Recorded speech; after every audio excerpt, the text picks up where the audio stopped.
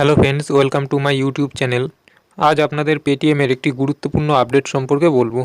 দেখো, 15ই মার্চ থেকেই পেটিএমের যাবতীয় লেনদেন রদ, বন্ধ মূল অ্যাকাউন্ট, বড় সিদ্ধান্ত আরবিআইয়ের।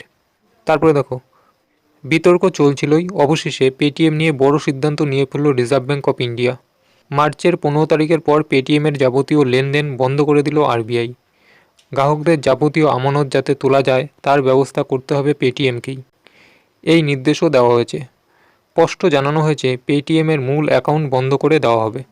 অর্থাৎ ফ্রেন্ডস, আপনারা বুঝতে পারলেন, মার্চের 15 তারিখের পরে পেটিএমের যাবতীয় লেনদেন বন্ধ করে দেবে আরবিআই। তবে পেটিএম অ্যাপ্লিকেশনটি বন্ধ হবে না, আপনারা চাইলে পেটিএম ইউপিআই আইডি ইউজ করে মানি লেনদেন করতে পারবেন।